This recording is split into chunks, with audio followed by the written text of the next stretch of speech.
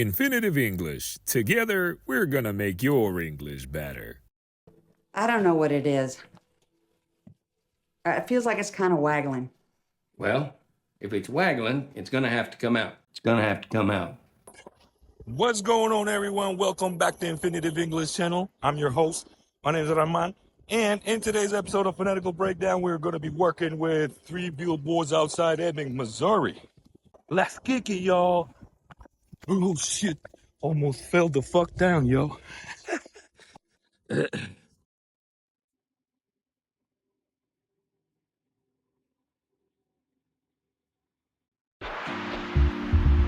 Phonetical Breakdown.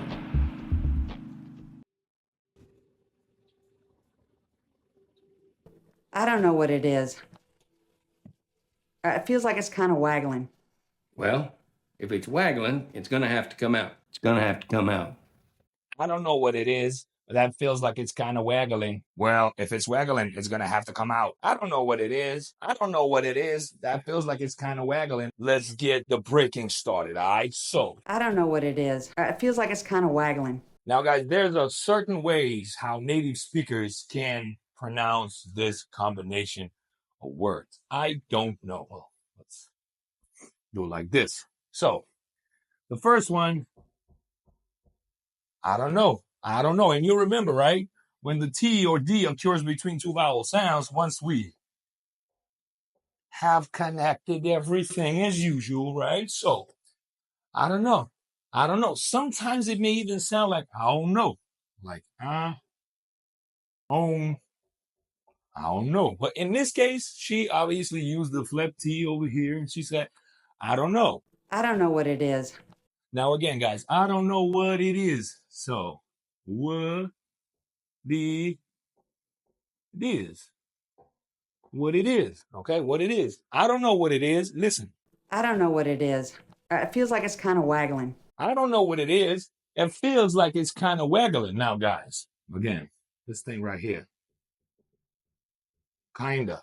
Super common reduction in American English. Not only in American English, all of the variations of English language. So it feels, again, guys, everything is tight and put together, right? Sounds like a long, weird ass word, right?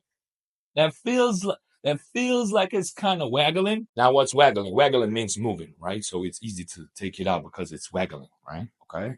So wiggle, wiggle, wiggle, wiggle. But not wiggle, it's waggle, okay? So that feels like it's kind of waggling. But, well, this here, it's quite understood, right? So I don't know what it is. Now, guys, let's run the backward sentence real quick on the first part of it, okay? Because it's the most important part out here because it's the super common thing to say. Okay, there's tons of different situations when you may use this phrase and sound native because we're training your lazy American English accent here, right? So, what it is, come on, what it is. I don't know. I don't know what it is. I don't know what it is. You're doing good. Let's move on forward. Well, if it's waggling, it's gonna have to come out. It's gonna have to come out. Well, if it's waggling, it's going to have to come out. It's going to have to come out. Okay. So, guys, if it's waggling, we already know what waggling is. And keep in mind, again, we're connecting everything. Well, it's waggling. Did he say, if it is waggling? Listen. Well, if it's waggling, it's gonna have to come out. If it's waggling. Now, again, guys, you remember this thing about ing. G is there, but it is pronounced as sound, but in some accents, it's just pronounced as if no G is here, right? Waggling, walking, talking, you know what I mean? Like this, only N at the end. But if you really want to sound as if you were a erotic speaker, like all those R's and INGs, so you got to stick to this waggling. But, it's totally fine and absolutely okay to say waggling. And the same thing goes and applies for the rest of the ING's endings out there, okay? So it's walking, talking, feeling. How you feeling today, okay? How you feeling? How are you feeling today? You may say like this, but you may say, how you feeling today, okay? Both absolutely normal, but it's gonna have to come out. And this right here is a very interesting phrase, guys. Again, the same technique applies to every single piece of American lazy English, right? So listen how he said this phrase in particular. It's going to have to come out. It's going to have to come out.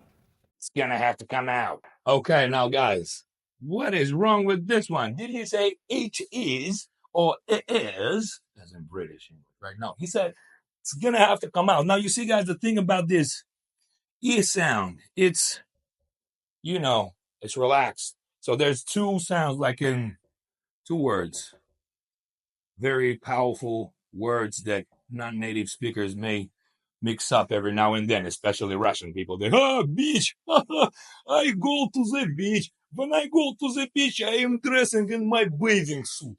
Okay, now, bathing suit? Где суд? Тут не суд. Okay, so, shit, man. Okay, so, this one right here, the cussing word, right? The cussing, like the bad word, like, oh, it's not a bad word. Sometimes it is used to describe a female dog, for instance. But nevertheless, bitch, eh. And this one right here is E. So beach, the place. Bitch, the person. Okay? E. Okay? So, Now, knowing this, we have this contraction, it's. And lots of times in the American English, this contraction is going to sound as if it was just because this one is almost as a neutral sound, right? Because it is relaxed. And then our favorite ones, gonna. You guys remember, right? I hope you do remember. It's not gonna, right? It's not gonna, it's gonna. Two schwa sounds, neutral sounds. So it's gonna. Now the next one, have to. It's pronounced as have to. It's gonna have to. It's gonna have to come out. Well, come out, obviously. So it's going to have to come out of her mouth. Okay. So this phrase over here is somewhat important because this variation of two reductions, gonna and have to, well, it is used in quite, you may say, negative situations. Like, for instance, you're on a plane and you brought a little bit of drink with you, but it is forbidden to bring the goddamn drinks to flight. So when the flight attendant is going to see you sipping that, she can be like, sir, I'm gonna have to ask you to put that drink away. And for my fellow smokers, and you live in a certain country that is fitness orientated and smoking is forbidden everywhere you go, and you would like to enjoy a cigarette someplace, and the person, whatever hostess, administration person may come to you and they will be like, sir, I'm going to have to ask you to put that cigarette away. Or the case scenario in a restaurant when, you got cocky, loud, you got pissed, what I'm saying? Everything is all right, but you cannot control yourself. Again, the same situation may pop out. The administration person, whatever, hostess or security guard in a nightclub, they go, I'm going to have to ask you to leave. You know what I mean? Again, I'm going to have to ask you to leave. So, meaning that I am going to have to, because it's not that I want to, okay, but it is an obligation, and due to my work, I'm going to have to. It is super polite way to say get the fuck out of here, and we've already been through get the fuck out of here part, okay? So guys, that'll do it for today. I hope you enjoyed this video. As always, thank you for watching. Don't forget to take a couple seconds of your sweet time, drop a like, and hit the notification note so you won't miss any positive content going on forward. See you next time. And remember, together, we're going to make your English better.